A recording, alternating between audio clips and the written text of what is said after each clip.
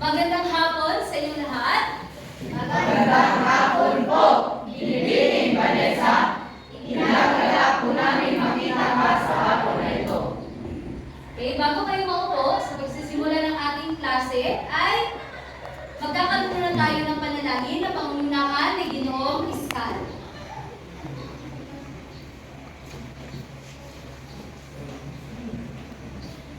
Handa na po kami malaki mga klase? Handa na po kami.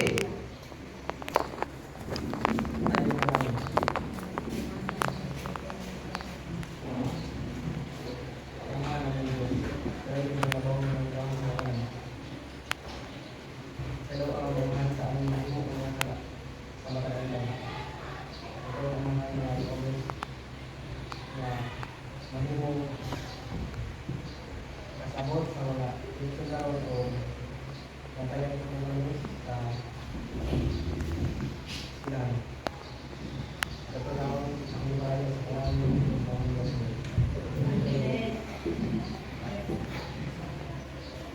Amen. Bago maupo ang lahat, isahanin ng maayos sa inyong mga upuan. No, tingnan kung may mga dumi sa ilalim at bututin. Okay, kung wala na, maaari na kayo maupo. Maraming salamat.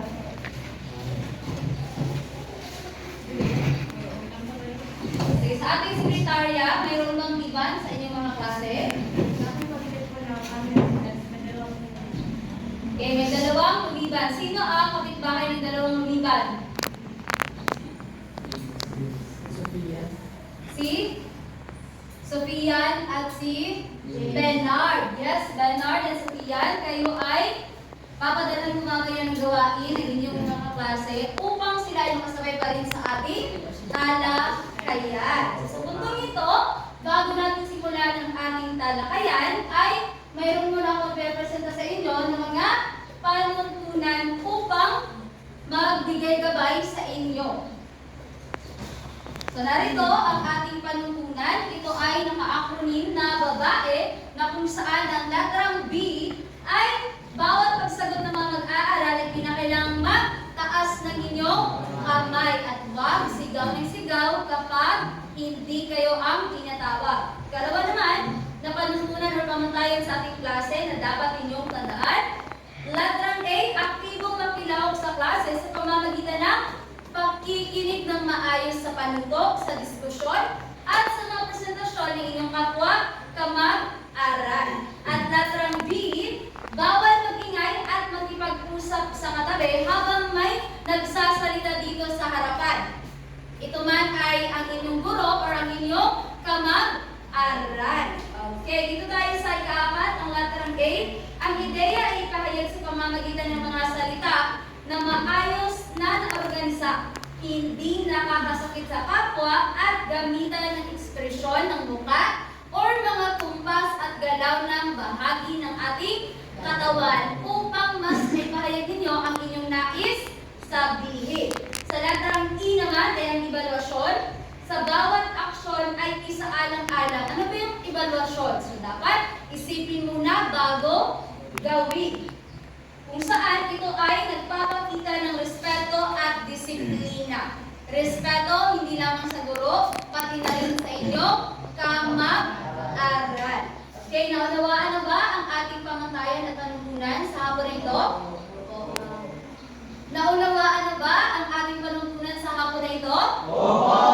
Okay, mabuti naman. At dagdag pa riyan, upang mas maging disiplinado ang mag-aaral sa grade 10 mabini at makapagbigay ng respeto, ay narito ang ating attitude chart na tatawagin nating emoji sa iyo, na kung saan kapag mabigyan kayo ng kulay dilaw na emoji, ibig sabihin makakatanggap kayo ng additional or dagdag na 10 puntos dahil ang inyong pangkat or mga kasapi ng inyong pangkat ay naging aktibo, nagilahok, makinig at may respeto or taglay ang babae na panuntunan. Kahit ikaw ay lalaki, taglay mo ang ating panuntunan na babae. At kapag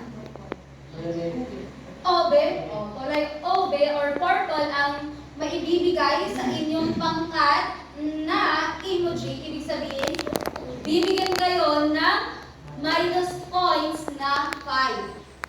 Kapag masaya mo ka, plus 10 points. At 5 points na minus kapag violet na emoji ang maibibigay sa inyong pangkat. Ang kulay ng unang pangkat ay blue at sa ikalawang pangkat naman ay dilaw. Ikatlo ay ang kulay pula.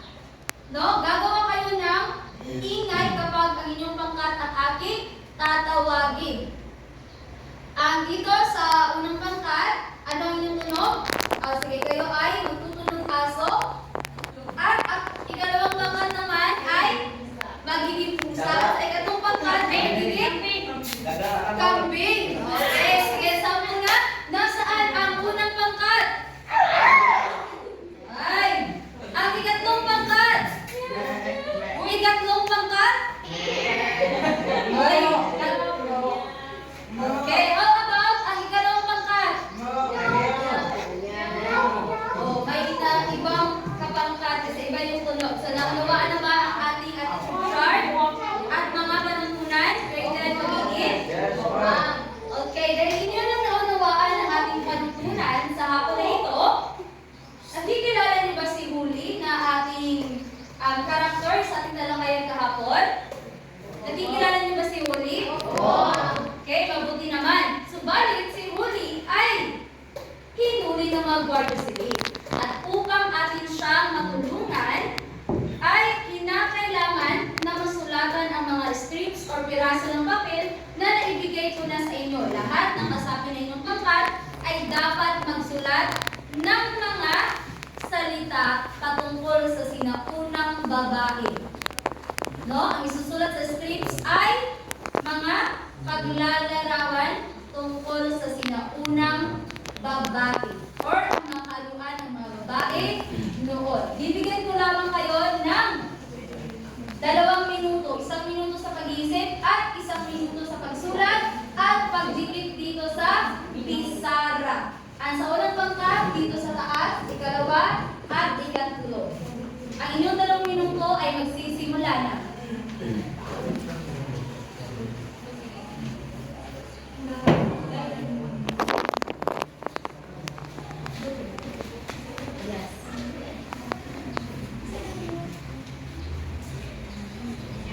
Sige, kapag kayo ano yung mga ideya na sulatan na dito para trace na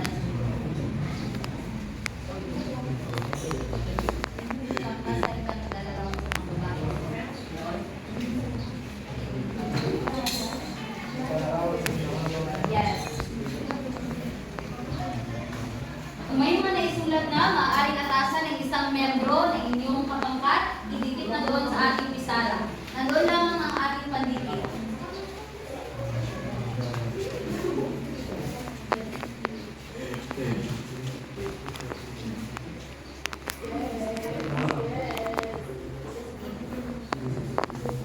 Yes,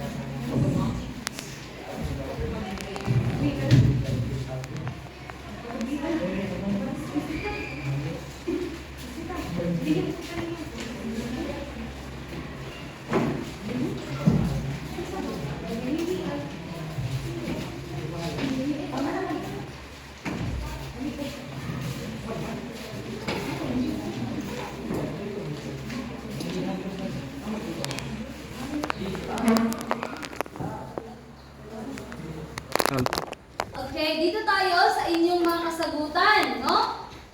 Yun na, sa sobrang dami ninyong mga sagot, ang iba ay lumilipad na. Sige. Sige, hawakan ko na lang siya kasi na-pause talaga. Okay, dito tayo. So, sa mga pangkat, no, ang mga madaming na ilagay dito, halos pareho lang kayo. So, dito tayo. Sa unang pangkat, na kung saan ang nailarawan nila sa mga sinaunang babae, ay sila may takot sa Diyos, dapat malaking titik, no? Kasi Diyos na nag-iisa at makapangyarihan. Ang mga babae doon noon ay marangal, marespeto, mapagmahal, may paggalang sa mga pari, at mapagbigay. So ilan yung nasulat ng unang pangkat? 2, 4, 6. May 7 silang nasulatan na streets. At ang ikalawang pangkat naman ay palaging nagsasabi ng po at opo. No, yun daw ang mga katangian ng mga babae noon. Matataas ang makasuotan, mabait, mapagmahal, magalang, mahinhin, masayahin, makadiyos, at mapagbigay. No, may mga sagot sila na halos kapareho lamang na sa unang pangkat. At sa ikatlo, at hindi nagpapahuli na pangkat, ang kanilang nasulat ay magalang, madiskarte, maganda, masyadong misteryoso yung kanilang sagot, no? Hindi nagpapakita, tumatago, masipag, matapang, masunurin, formal, at simple. So, sa kabuuan, ang mga babae noon, ang mga katangian nila, taglay pa rin ba ng mga babae ngayon? Hindi na. Hindi na? May mga katangian siguro na taglay pa. Pero, yung iba ay hindi na nila natataglay. Subalit, may iba na taglay pa rin ng kasalukuyang mga babae. Kasi ito ay kasabay ng pagbabago ng mga paniniwala at kultura nating mga Pilipino. So, sa puntong ito ay mayroon naman tayo panibagong gawain. Pero bago yan, ay bigyan nyo muna ng bawgaling clap ang inyong mga sarili dahil lahat kayo ay nakapagsagot sa ating palakpak, tatlong padyak. Wow, galing! 1, 2, 3, go! Wow, galing! Okay, nasaan ang unang pangkat? Ang ikatlong pangkat? Allah! Ikalawang pangkat? Ay, okay, sige. So, dito tayo sa ating sunod na gawain. Pero bago iyan, no, ating kilalanin kung ano nga ba siya sa atin natin kung ano yung nasa larawan. Kunin muna natin yung mga kasagutan. No, marami kayong kasagutan. Tiyak na kayo ay familiar sa mga sinaunang babae. Okay, ang sunod natin na gawain, batay dito sa larawan, no, habang ako ay nagdidikit, maghanap muna kayo ng inyong kapareha within your group. Sa inyong mga pangkat, no, pumili ng inyong kapareha na kung saan kayo ay magbabahagian ng inyong mga ideya tungkol sa ipapakita kong larawan.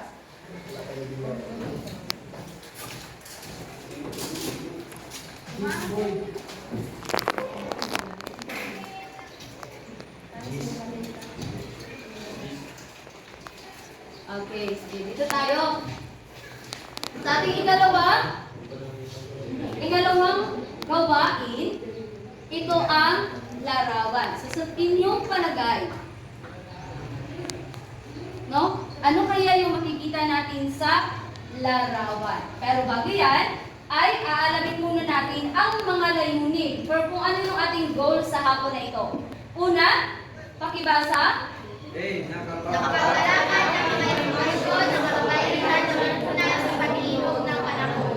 So magkakaroon tayo ng pagtatalakay tungkol sa kaibahan ng kababaihan sa ating lipunan. Ikalawa ay Nakapagalaman ng pagpapahalaga sa mga kababayan. no, kinakailangan na bago matapos ang ating talakayan ay maipapadama natin ang ating pagmamahal at pagpapahalaga sa mga kababaihan. At ikatlo naman ay ang Nakapagalaman ng sunod sa magitan ng poster, slogan, awit at talumpati tungkol sa mga kababayan. so ito ay ang ating panghuling gawain kung saan kayo ay gagawa ng solusyon patungkol sa or kaugnay sa suliranin ng mga kababaihan. So bawat pangkat ay may iba't ibang gawain.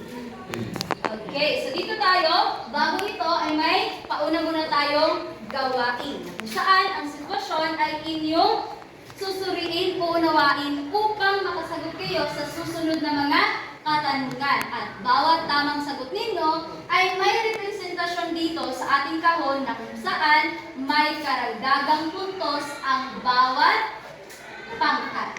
Sige, basahin natin. Si Huli ay nais na makapag-aral ng kanyang ama na si Kabesang Kadis. Mahirap man ang buhay ng isang magsasaka, ito'y di alintana dahil may malaki siyang pangarap para sa kanyang anak. Hindi naman siya binigo ng anak dahil araw-gabi ay nagsusumikap ito sa pag-aaral. Linisan nila ang bahay alas 5 ng umaga. Subalit, mula sa kanilang bahay patungo sa paaralan ay 1 oras yung kanilang biyahe. Subalit sa araw na iyon, dahil nagkaroon ng matinding pag-ulan, mas tumagal yung kanilang biyahe. So tumigil sila saglit sa isang kubo at nagtagal sila doon ng 10 minuto. At nagkaroon pa ng pagkasagutan ng isang kasama nila sa kanilang kubo na kung saan tumagal din ang kanilang pagtatalo or pagkasagutan, kasabay nila doon ng 5 minuto. Sige, unawain niyo muna. Dahil ang mga katanungan, una, ilang minuto nga ba naantala si Huli dahil sa matinding pag-ulan at sa kanyang iba pang karanasan. Ang sunod naman ay ano-ano ang mga tunggalian na natamasa ni Huli. So, bibigyan ko lamang kayo ng 3 minuto sa pag-iisip. Okay, maaari kayo makuha ng inyong kwaderno, no? Itala ang mga impormasyon para masagutan ang mga katanungan na aking sinabi sa inyo.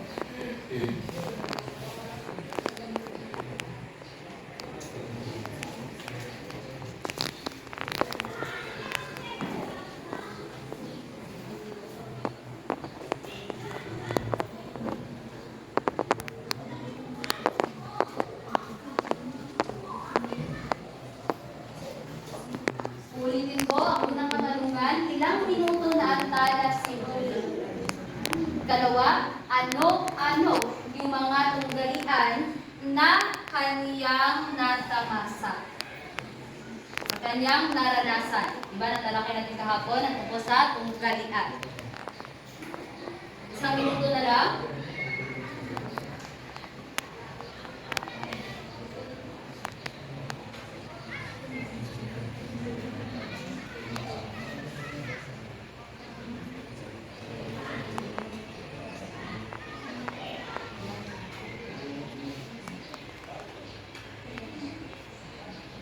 Okay, sige.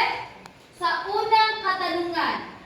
Sige, sulat agad sa inyong mga kwaderno dyan. I-take note para malaman natin kung kayo ba ay bibigyan ng karagdagang puntos o hindi. Sige. Ilang minuto na antala, itaas lamang ang inyong mga sagot na nasa kwaderno. Sige. Ilang minuto na antala si Huli?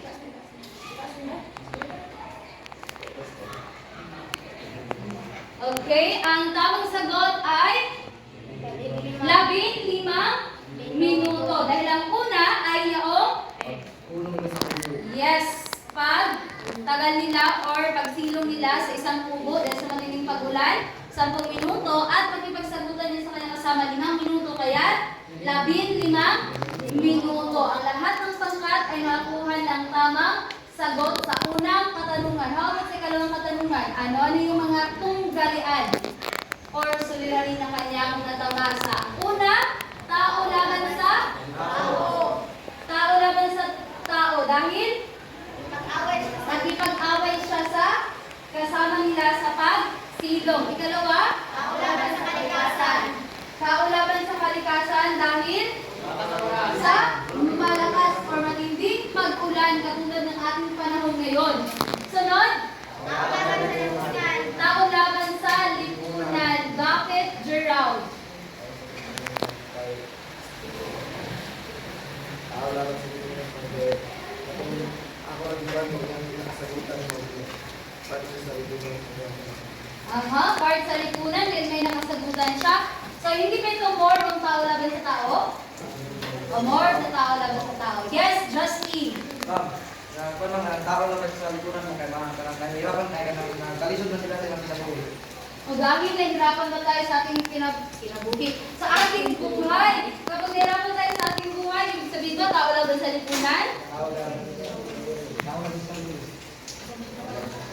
Aha, nakalimutan ninyo ang tao laban sa lipunan. Saan? Sinabi natin kahapon or tinalakay natin na ang tao laban sa lipunan ay kapag may nilabag na panuntunan or batas. Si Huli ay napagalitan doon ng kanyang guro dahil siya ay nahuli sa klase. Panuntunan sa paaralan dapat maagang pumasok at huwag mahuli.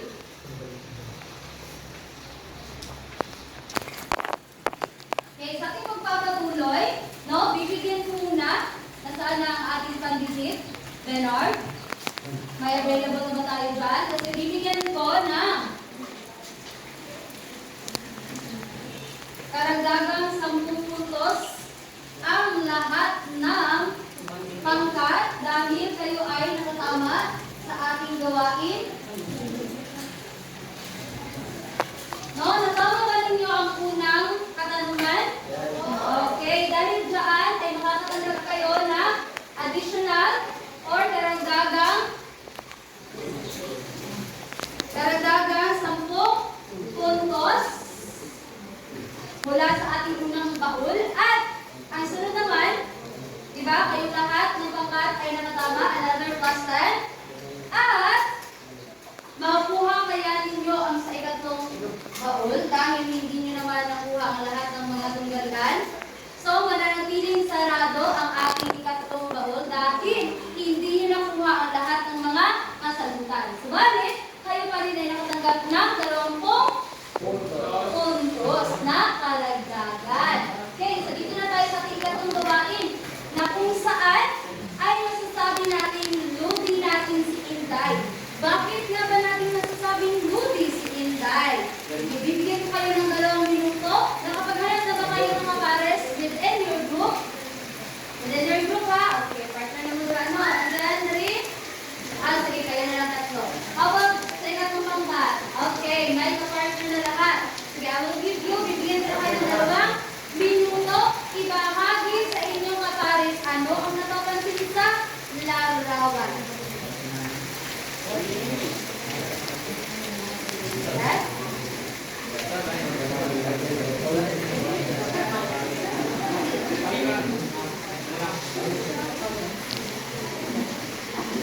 Ano yung napapansin nyo?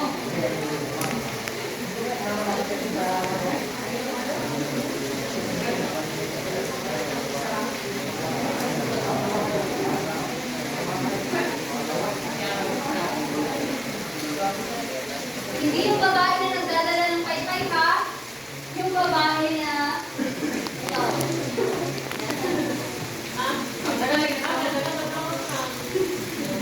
Bakit nga ba nagkakaroon siya ng maraming kamay?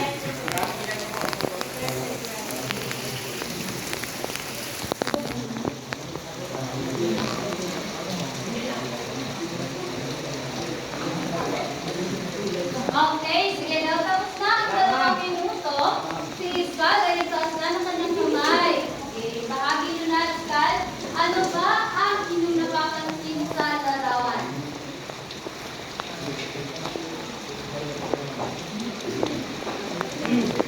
Napapansin namin na nararamdaman na Asia ay babae na maraming kamay. Ibig sabihin ay ang babae ay magawa sa gawain pangbahay ay gawain bahay. Gawain bahay. Yes, Daddy. Ano naman ang inyong napapansin? Aside sa sinabi ni Iskal.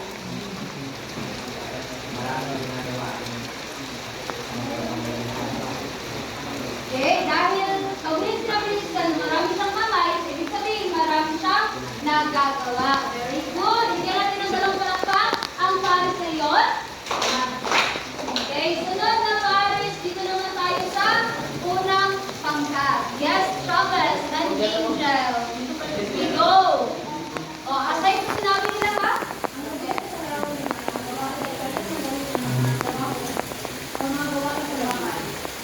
Okay, mga gawain pang bahay. Ano ba ang napapansin ni Chavez?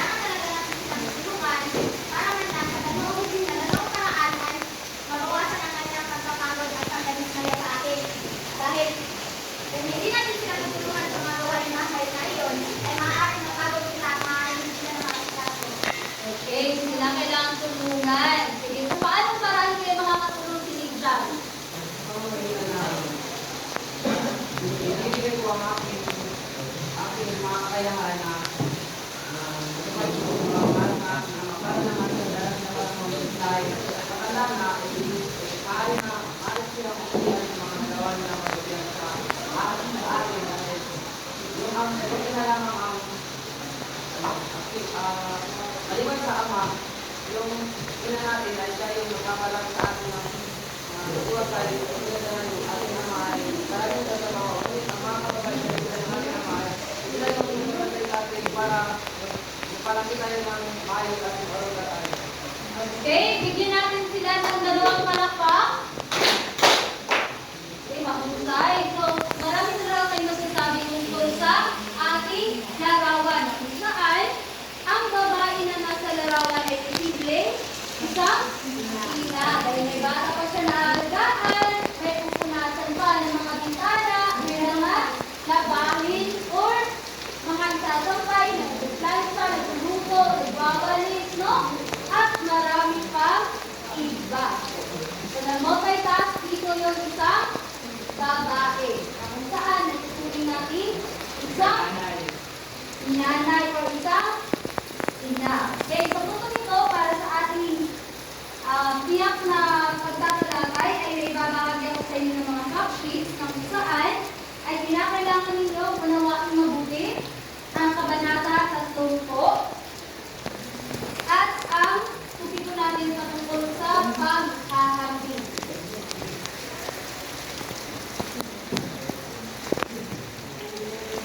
Sige, babasahin ito sa loob ng 10 minuto. Pagkatapos ng 10 minuto, ay bibigyan kayo ng harapan. No? Bawat pangkat ay bibigyan ng gawain. Sa unang pangkat, kayo ay pagkatapos magbasa, susulat sa harapan ang mga tauhan. Mga tauhan at dito naman, sa ikalawang pangkat, ang isusulat ninyo ay ang tauhan sa unang pangkat at dito naman ay ang mga paglalarawan sa tauhan. No? I-describe lang ang mga tauhan. At dito ay gagamitin na ninyo ang mga salitang nag-hahambing. No? Pipili kayo ng tauhan at ihahambing ninyo sa isa't isa. Katanungan, malinaw ba ang ating panutot? Sige, basahin muna. Pagkatapos ay bibigyan kayo ng harapan.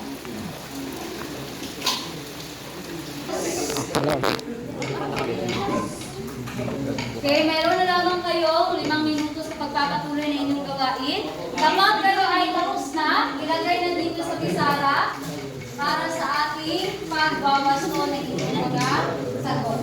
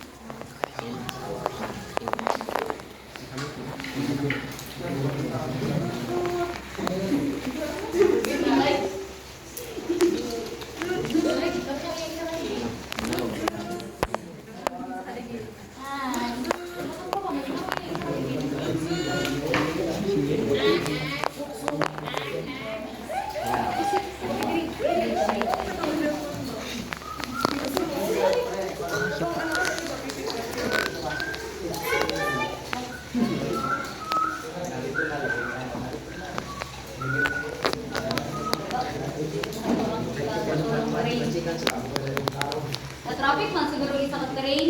Traffic. Train. Light.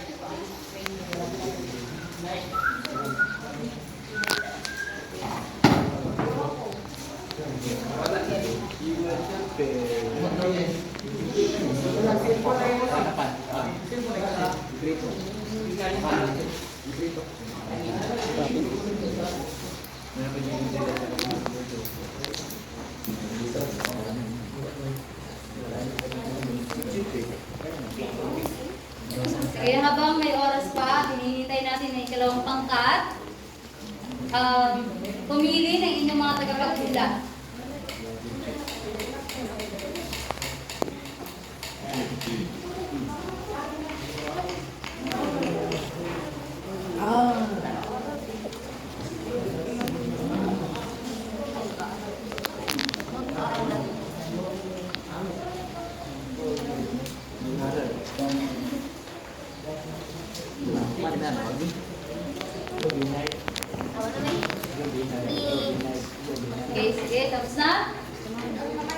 Sige. Dulit. Okay, dito na, ibigit na natin yan sa Sarah. Sagot.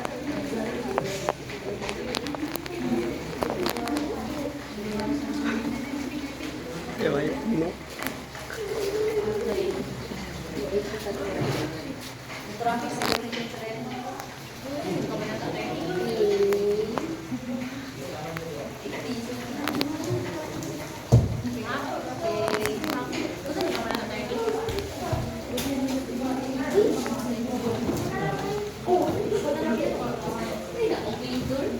Okay, sige, dito tayo. Dahil narito na ang tatlong trend, no? Medyo na traffic lang yung isa. So, sa bawat pangkat, nasaan na ang mga representante? Sisimulan natin sa unang pangkat. See? Maika. So,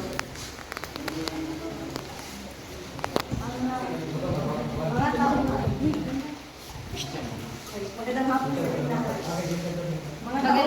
daw. Magandang hapon din. Mga tauhan, Kapitan Chavo, Musilio, Huli, Hermana Benchang, ang mga estudyante, Pitong Fraile, Padre Amula, Hermana Bali, Hanggang Selo at isang lalaki. Okay, bigyan natin ng dalawang palakpak ng unang pangkat. So, narito yung mga tauhan. Dito naman tayo sa ikalawang pangkat, na kung saan ilalarawan nila ang mga tauhan. Yes, Jean Rose.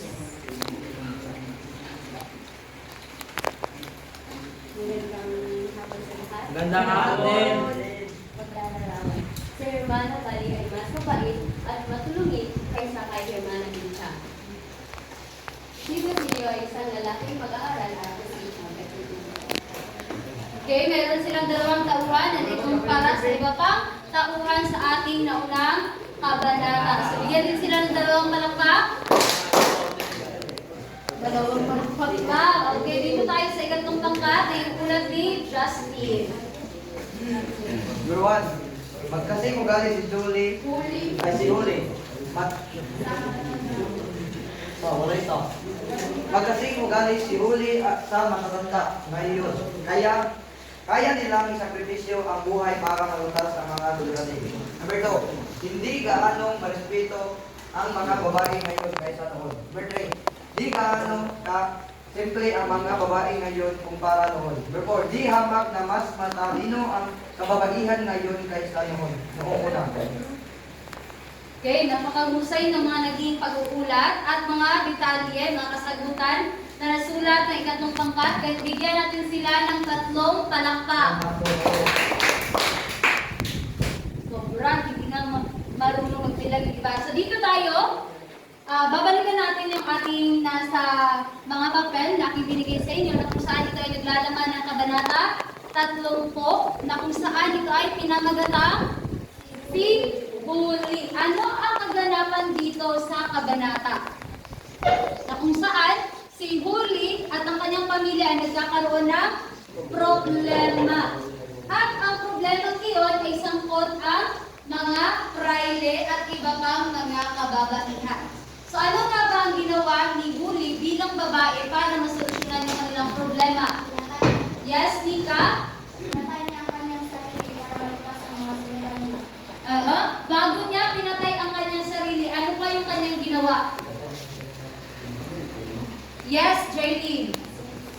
Sinisya niya ang kanyang babae sa Padre Amula. Yun yung sagot, no? Isinakripisyo niya ang kanyang pagkababae. No? Isinupo niya kay Padre Camora para lang, yes, matulungan at mapalabas sa kulungan si Basilio. So, ano yung masasabi natin katangian na mayroon si Huli? Si Huli ay, matatawag natin, kahit na isang babae, siya ay mapagmahal, marunong magsakripisyo. So, ang mga tao na nagsasakripisyo ng kanilang sariling kaligayahan ay naituturing natin dyan ng mga matatapang na tao. So, yun yung characteristic ni Huli. At dito tayo sa mga paghahambing or komparatibo na ating talakayan. So, mayroong dalawang uri ng paghahambing.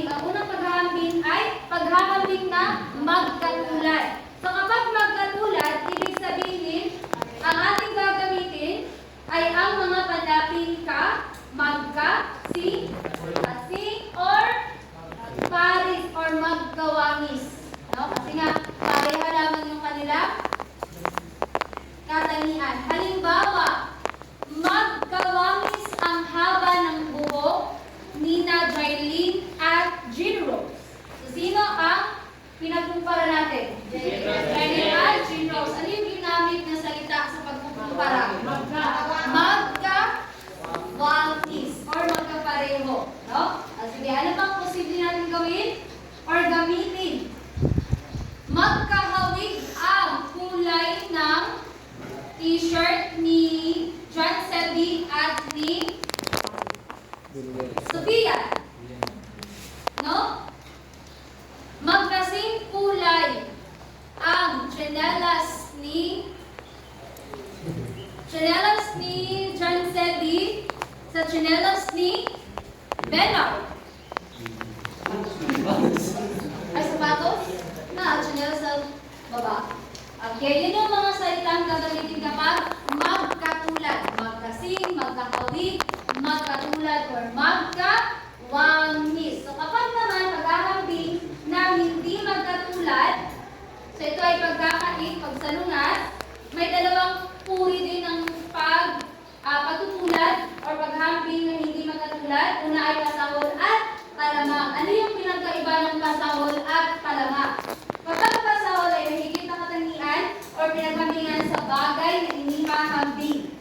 No? Ginagamitan ito ng lalo, di gasino, di gaano, at di totoo. So dito naman sa hambing ng palamang, may mahigit na katangian ang inihahambing sa bagay na pinagkahambingan. So ito ay lalo, higit, mas, labis, at di hamak.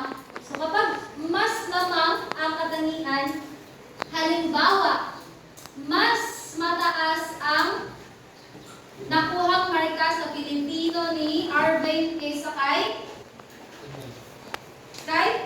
Iskal. Kaya di gaano magaling sa Pilipino si Iskal. Okay. Di hamak na mas matapang si April kaysa kay Princess pagdating sa sumbukan. Something ano? So magkakaroon tayo ng lamang sa kanilang katangian. So mayroon pa ba kayong katanungan sa ating talakayan? Naintindihan ang paghahambing? So may maaari natin ihambing ang magkatulad ng katangian at maaari natin ihambing ang hindi magkatulad na katangian. So gagamitin tayo ng panibagong mga salita. So dahil hindi na naunawaan ang ating gawain, no? Bawat pangkat ay gagawa ng kanilang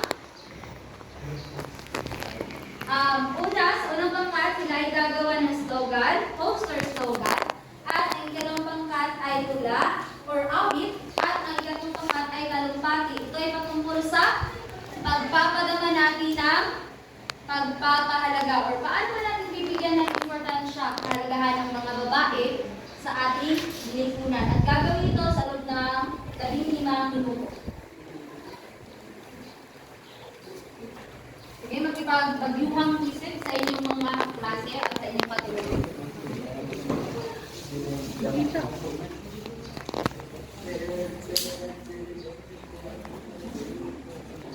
Ayun, nagrawa ko yun.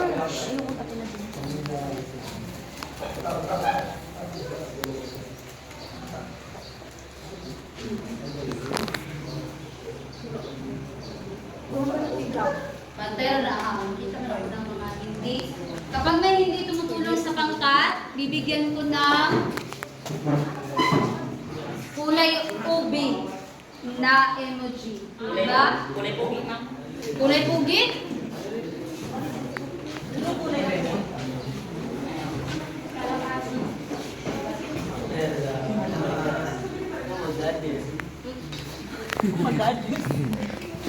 Portuguese. Portuguese video, guys. Portuguese video. Adi lagi itu Portuguese. Portuguese. Kita dapat. Kalau sila ikut na.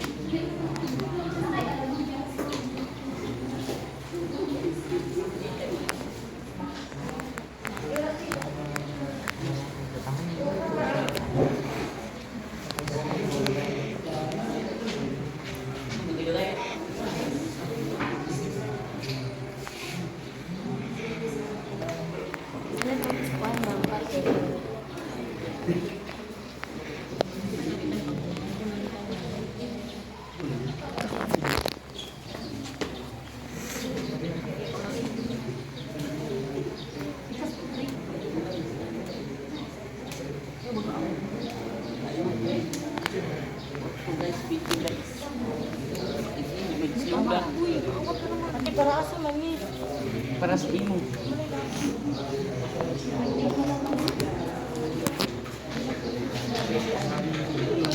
Ano magituplok lang? Tapos na ang oras na inilaan para sa ating gawain, mapuling gawain. So dito tayo ngayon sa pag-present ng inyong mga kathab. Sisimula tayo sa poster slogan ng unang pangkat. Yes? Sino mag-present? Trainee. Ika na naman trainee na representative ng inyong pangkat. Ano ang meron or mensahe nyo? Paano nga ba papahalagaan ang mga kababaihan? Sige, si Chavez na lang sa...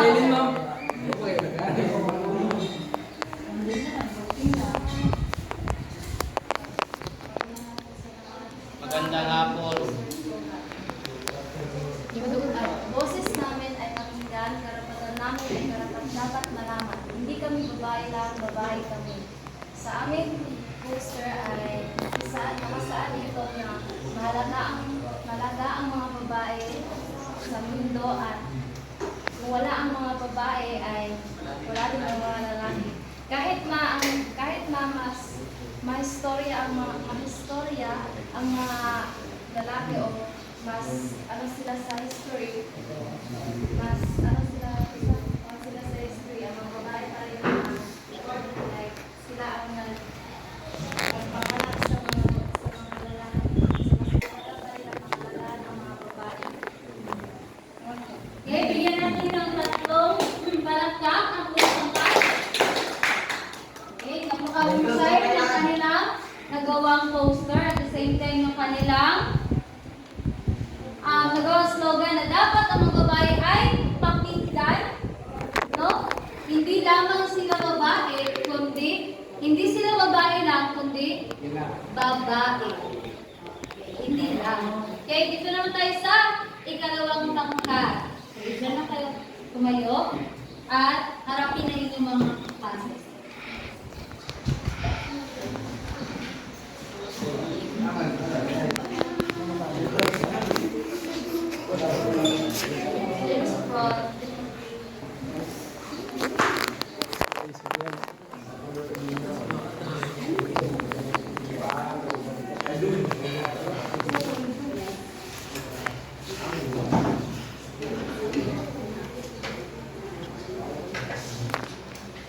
Magandang hapon sa lahat. Magandang hapon.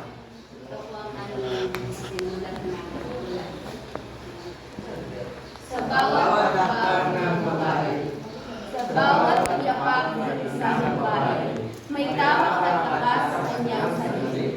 Sa bawat hindi pagbubukas sa gabi, may pusong matatag na matinag sa gabi. Hindi handa ang katahimikan sa babae na ilaw sa dilim na daan, gabay ng tahanan ng bayan ng sambayanan. Sa tahanan man o sa larangan, kakayahan niya'y walang hangganan. Sa isip, sa gawa, siya'y huwaran. Sa puso ng mundo, siya'y kailangan. Okay, bigyan natin ng dalawang palakpak ang ikalawang pangkat. Dalawang palakpak. Maganda sana yung mensahe ng kanilang tula, subalit hindi sabay-sabay at mahina ang boses. Now, sige, proceed tayo sa ikatong pangkat. Para sa kanilang talumpati. Sino ang magbibigay ng talumpati? Yes. Magandang hapon sa inyo lahat. Magandang hapon. Balancer. Paano mahalagahan ang mga kababaihan? Una, panatilihin natin ang pagtimpata sa lahat, lalo na sa mga babae.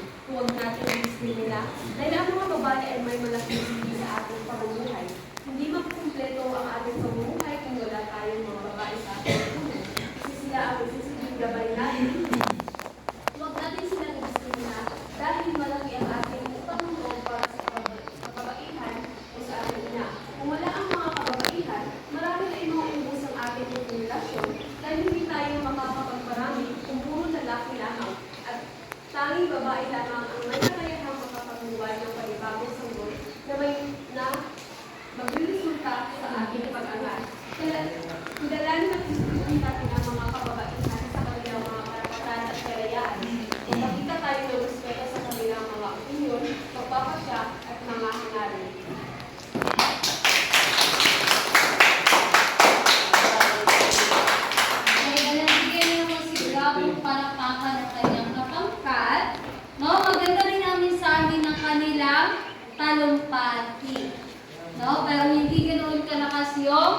boses.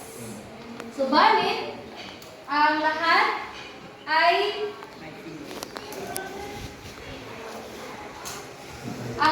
nakiisa sa pagsasagawa ng kanilang mga gawain, mahuling gawain. Kaya bibigyan ko sila ng karagdagang 10 puntos, no? Sa bawat pangkat.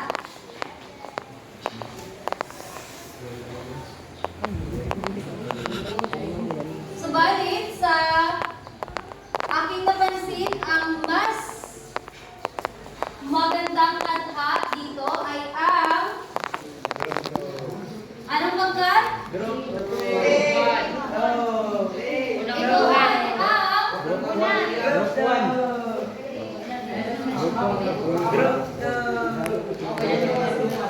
ito ay ang una, dalawa, at ikatlong Ikalawa. Una. Ito ang unang pangkat. At may nakita akong hindi gumagawa ng gawain sa kaya bibigyan ko sila ng minus points sa group 3. No? So yun yung inyong mga solusyon or pagbibigay ng pagpapadama. So in your own way, sa inyong bahay, paano ba maipapadama ninyo ang pagmamahal sa kababaihan? Pagrespeto, pag-alaga, no? Pagsunod sa utos ng inyong mga magulang. No? Pagrespeto at pagpapahalaga, pagmamahal sa inyong mga ina. So dito tayo ngayon sa ating panghuling pagsusuli. Nakasali na ba ang unang pangkat? Okay. Sa ikalawang pangkat? Sige. Dito tayo sa ikatlo. Sige, let's start. Kung handa na, itaas sa inyong mga cellphone. Uy, group ko. Sige, let's start. Natin si participants.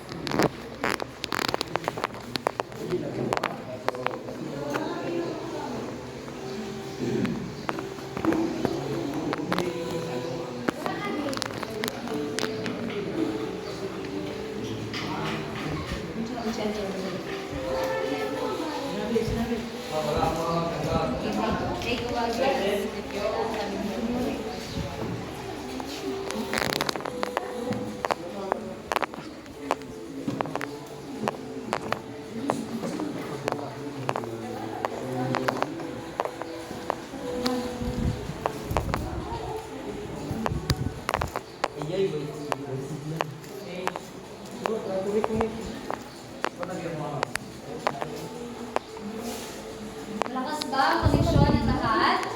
Dito sa inyo, okay lang koneksyon? Okay. Tama. Mahina connection ba? Nakatama na ako ng pangkat. Kasi kapag mahina yung inyong koneksyon, hindi agad mag-load yung mga katanungan. At mahuhuli din kayo sa pagsagot. Okay, may nakasagot na dito.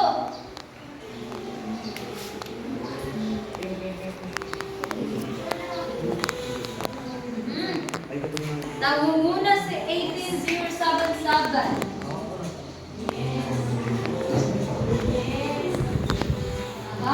Mukhang mabibigyan ng plus, another plus 10 ang mananalong pangkat. Okay, pumapalapak na ang ikatlong pangkat.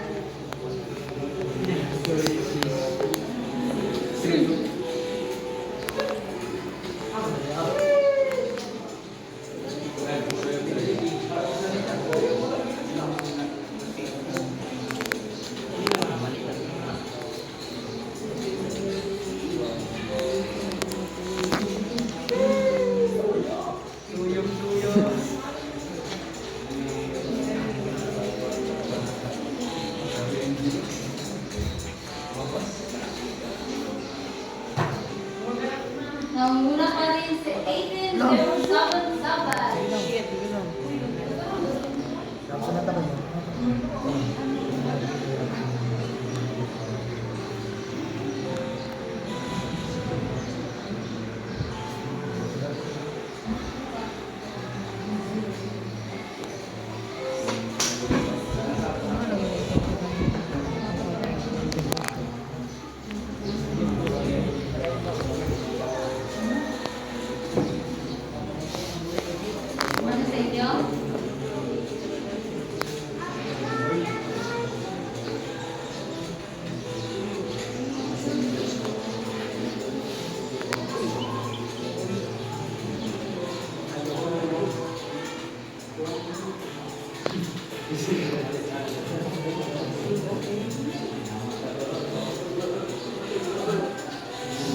Uy, top 4 na si Group 3.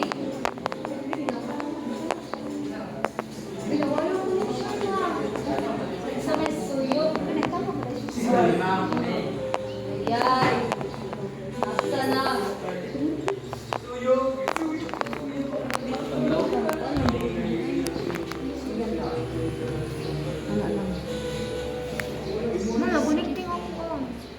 Eh, hindi na yung kanilang na. Going up the road, please. Wala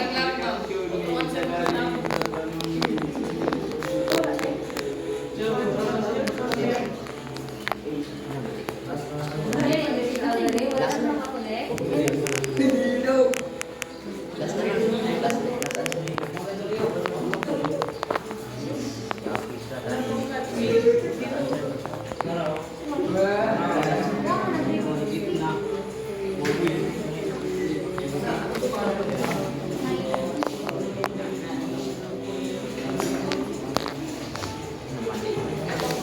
Pwede ba post? Pwede post. Si Milo. Sino si Milo dito sa group 3? Uy!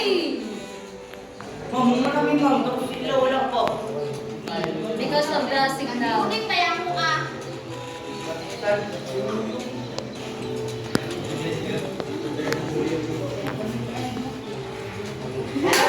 Uy!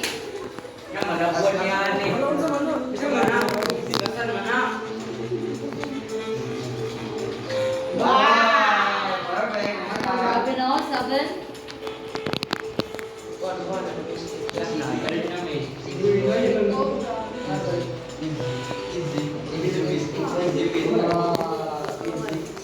Ah, sige.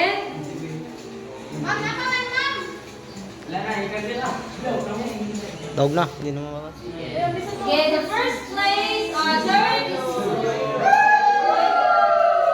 second is 18077 and then the first place is Milo. Sino yung?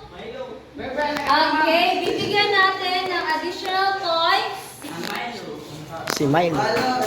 So, ang first is sa grupo? Group 3. Ah, sige, group 3 and then second. Isa sa second. Ah, sige, sa 18077. So, ang tagana itong plus points is ang group 3. Nawala na yung ating scotch tape. Ninyo. Ah, sige, ang group 3. So, ang total points karon is natin. sa group 1, they have 30 points. Ang group 2, 20 points. Ang group 3 is 25 points. So, ang winner sa overall na to is ang... Oh, so ang winner is ang group 1 and followed by group 3 and lastly is ang group 2. Pero all of the groups is makakatanggap ng plus 20. So total of ang group 1, 20 plus 30 na ay 50 points. Ang group 2 na ay 40 points. Group 3 is 45. Sulat sa 1/4 ang inyong mga puntos at pangalan ng inyong mga kapangkat. At bilang pagtatapos ng ating klase, ay magkakaroon tayo ng takdang aralin. Ang takdang aralin ay maghanap lang kayo or mag-interview ng isang tao sa inyong lipunan kung ano yung kanilang pagtingin or mga masasabi sa karapatan gampanin ng mga babae sa lipunan. At yun lamang sa hapon na ito.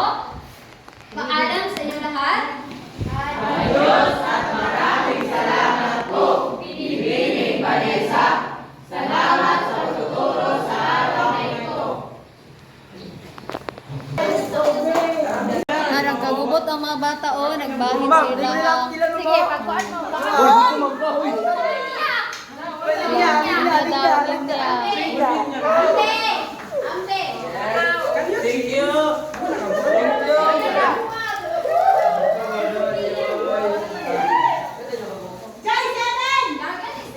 Ay, dari kay peaceful kayo ilang pagbahin, no? Behave kayo mga bata daring dapita. Behave ra kaayo. Kay na ilang mama ko nagbahin og karon. Dere nagkagubot na kay ang manghod ang nagbahin.